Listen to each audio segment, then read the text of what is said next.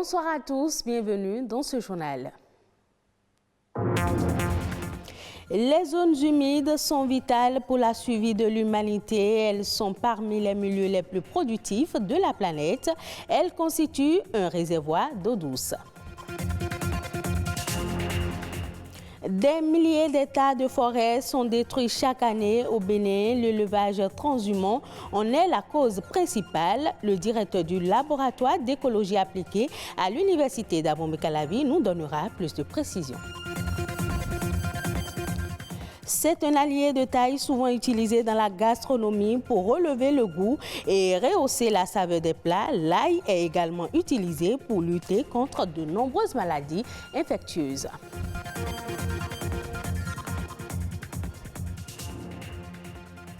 Les zones humides jouent un rôle important en tant que solution naturelle dans l'adaptation au changement climatique. Elles sont également considérées comme des sources d'eau douce. La contribution des zones humides à la quantité et à la qualité de l'eau douce dans notre planète, c'est un reportage que nous propose Amandine Anyamboussou. Berceau de la diversité biologique, les zones humides fournissent l'eau et la productivité primaire dont un nombre incalculable d'espèces, de plantes et d'animaux dépendent pour le suivi. Elles sont vitales pour la survie de l'humanité. Si vous prenez exclusivement l'activité pêche au niveau des zones humides, ça fait qu'il y a des gens qui ont des activités, il y a des gens qui ont de la nourriture et il y a des gens qui ont des moyens pour subvenir à leurs besoins. Si vous prenez le cas de la mangrove, c'est seulement au niveau des zones humides que vous les avez. Lorsque vous prenez les tifas, c'est seulement au niveau... Et même, il y a des forêts qui sont des forêts galériques qui sont dans les zones humides. Donc, vous avez toute cette biodiversité-là qu'il y a au niveau de ces écosystèmes qui font que nous devons les utiliser de manière intelligente pour aujourd'hui et pour les générations futures. Cependant, les unes après les autres, les études démontrent que dans la plupart des régions du monde, les zones humides subissent un déclin continu dans leur superficie et leur qualité. Ces zones humides sont menacées de dégradation, de destruction, parce que d'abord, il y a la menace par rapport à l'agriculture. Les gens agressent donc ces différents milieux-là actuellement.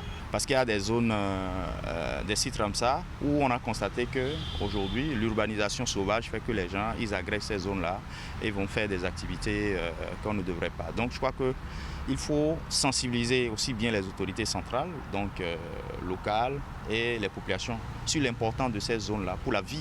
Il n'y a pas de zone humide sans eau. Et il n'y a pas d'eau sans les zones humides. La bonne partie des eaux douces provient des zones humides. Donc si nous voulons continuer à avoir de l'eau de bonne qualité, si nous voulons que les zones humides continuent à jouer un rôle important par rapport au cycle de l'eau, c'est que nous devons les conserver et les protéger. Selon la FAO, 3900 km3 d'eau sont prélevés chaque année des rivières et des aquifères pour l'agriculture, l'industrie et l'approvisionnement local. La préservation et l'utilisation durable des zones humides sont de véritables solutions fondées sur la nature et doivent être une priorité pour garantir le maintien des services rendus par cette dernière à l'humanité. On reste dans le secteur de l'environnement. Comme les autres pays, le Bénin est confronté au phénomène de déforestation. Des milliers d'hectares de forêts sont détruits chaque année pour diverses raisons. Parmi les principales causes de la déforestation, l'élevage transhumant. Il constitue un élément destructeur pour l'environnement. Brice Saint-Saint, directeur du laboratoire d'écologie appliquée à l'université d'Abomey-Calavi, nous donne ici plus de précisions. L'élevage transhumant est extrêmement destructeur par la surcharge que nous mettons sur certains pâturages. Chaque unité d'aire de pâturage ne peut supporter qu'une charge donnée. Et si cette charge est en excédent, alors vous dépassez la capacité de charge du milieu. Dans ce cas, au lieu d'avoir un pâturage normal qui entretient le fond prairial, vous avez un pâturage destructeur. Vous passez alors au surpâturage et là, automatiquement, vous perdez, vous voyez le fond prairial, vous perdez l'élément premier de la chaîne alimentaire, c'est-à-dire les herbages. Du coup, vous tuez tout. Et là, nous avons déjà des cas palpables au niveau des forêts classées des Monts Koufé, au niveau des forêts classées de Warimaro, de l'Ouémé supérieur, les Trois-Rivières. Là, il faut une réflexion, un cadrage et revoir si nous pouvons encore rattraper sur ce que j'appelle l'aménagement du territoire. C'est dans l'aménagement du territoire qu'on fait des affectations, qu'on réserve des domaines pour telle ou telle utilisation des terres. Mais ça n'a pas été fait dès le début, et ce qui fait que c'est le premier qui occupe la terre, souvent les agriculteurs. Ce sont eux qui ont droit de propriété sur tout. Du coup, l'autre système, secteur économique ou aspect de notre économie primaire, l'élevage, quasiment n'a pas de disponibilité dans le partage des terres. Quel type de système d'élevage voulons-nous? L'actuel système ne peut pas se sédentariser, ce n'est pas possible. Les éleveurs, psychologiquement, ne sont pas encore dans un circuit économique. Or, la sédentarisation veut qu'on investisse dans l'herbage, on investisse dans l'alimentation de son cheptel de façon appropriée, mais aussi, il faut que l'investissement puisse trouver aussi des entrées pour pouvoir compenser ce que vous faites, vous sortez. D'où le déstockage, la vente du cheptel bovin. Mais ce n'est pas encore systématique. On parle santé à présent. L'ail est consommé partout dans le monde. Il est connu de tous pour rehausser la saveur des plats. Mais ses bienfaits ne sont pas que gustatifs.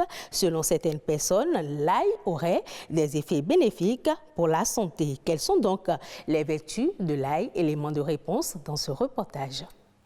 Très parfumé et très remarquable par sa senteur assez forte et piquante, l'ail est une espèce de plante potagère vivace à odeur et au goût fort. Il fait partie des ingrédients les plus utilisés dans la cuisine. En effet, si l'ail sert le plus souvent à donner du goût aux aliments, il possède d'immenses propriétés médicinales. Et lorsqu'il s'agit de parler de ses vertus, les avis des consommateurs sont partagés. Je prépare avec, mais je ne connais pas les avantages qu'ils ont dedans là. Quand vous avez quelque chose comme tension, des fois les gens disent de mettre ça dans la bouche et chaque fois d'avoir les gouttes. Quand un enfant tousse, on lui fait boire un mélange d'ail et de miel. C'est également bon pour ceux qui souffrent d'hypertension.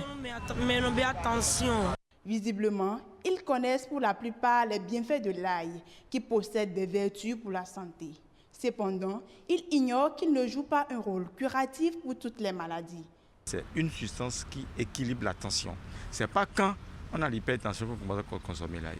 L'ail, il faut que ça soit dans notre habitude alimentaire pour prévenir la tension. Originaire de l'Asie centrale, l'ail a été découvert il y a plus de 3000 ans. Il est cultivé et commercialisé dans plusieurs pays. Tout comme au Bénin, il n'est pas rare de croiser des vendeurs d'ail dans les grandes villes africaines ainsi que dans les marchés. Une de ces gousses est une cartouche de vitamines et minéraux qui permettent à l'organisme de guérir ou de se défendre contre certaines maladies. C'est un antioxydant très puissant qui renforce d'abord le système immunitaire contre les infections, contre la toux. Ça a du zinc, ça a du sélénium, ça a aussi du chrome. Le chrome, c'est un minéral qui protège contre le diabète. Le zinc, c'est un minéral qui transporte la vitamine A vers la rétine. Et le sélénium, c'est un minéral qui stabilise le PSA dans l'organisme. L'ail permet de retrouver une bonne respiration au niveau du poumon et du cœur. Quelqu'un qui a un cholestérol très élevé dans l'organisme, il doit commencer par consommer l'ail. Intégrer l'ail dans son habitude alimentaire permettrait de lutter efficacement contre les cellules cancéreuses. Il réduirait le risque du cancer du poumon, de la gorge, de l'estomac, du côlon et des ovaires. Les spécialistes conseillent d'ailleurs la consommation de 4 gousses d'ail par jour. Et la meilleure manière de bénéficier de ses qualités nutritionnelles est donc d'éviter de le mettre au feu. Si vous voulez une guérison curative rapide, rachez ça avec la peau, mettez ça dans le thermos, vous chauffez l'eau, vous versez là-dessus, laissez ça pendant 15 à 20 minutes, vous obtenez déjà une infusion. Il est à noter que l'ail ne rime pas avec bonne haleine. Mâcher quelques feuilles de menthe, de laurier, du clou de girofle ou de petit cola pourrait aider à masquer l'odeur piquante de la bouche. Intéressons-nous maintenant aux autres informations de l'actualité nationale. La Nation en bref est présentée par Amandine Agnamboussou.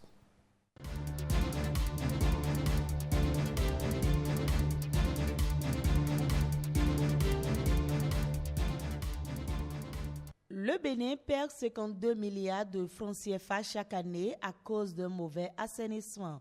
C'est le constat fait par le programme Eau et Assainissement dans une étude documentaire. Le rapport explique que 2,5 millions de Béninois utilisent des latrines insalubres ou partagées. 5,2 millions n'ont pas de latrine du tout et font leurs besoins en plein air. Le rapport évoque aussi une perte de 79 millions de dollars chaque année à cause de la mort prématurée d'environ 7 000 Béninois. Le poids économique d'un mauvais assainissement pèse plus sur les pauvres, comme le précise si bien le document des spécialistes.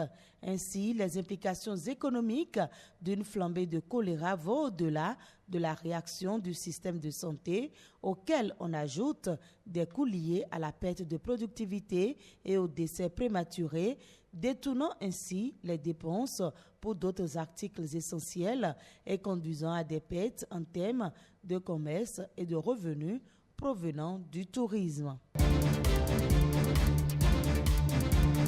La rentrée des classes aura bel et bien lieu le 20 septembre prochain. Rien ne change quant au calendrier scolaire. Le gouvernement n'envisage aucun report. Sur la question, les propos du porte-parole du gouvernement sont sans embâche. Selon Wilfried Léandre Rongbedji, depuis le début de la pandémie de coronavirus, le gouvernement du Bénin a eu une approche méthodique qui a été saluée de partout. Il a précisé qu'il n'y a pas de raison objective qui nécessite un report de la rentrée. Toutes les mesures pour assurer une rentrée scolaire normale sont en train d'être prises et les conditions didactiques, matérielles et financières pour assurer une bonne rentrée sont en train d'être implémentées. Dans le cadre du championnat mondial de pétanque 2022, le gouvernement a décidé de doter le Bénin d'infrastructures conformes aux standards internationaux. Il s'agit d'un projet de construction d'un boulodrome de 2500 places intégrant des aires annexes de distraction. Un cabinet d'architecture spécialisé a été identifié.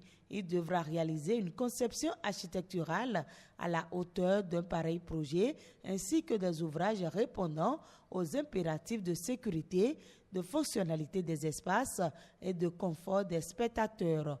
Le Conseil a marqué son accord pour qu'il soit procédé aux formalités d'attribution du marché.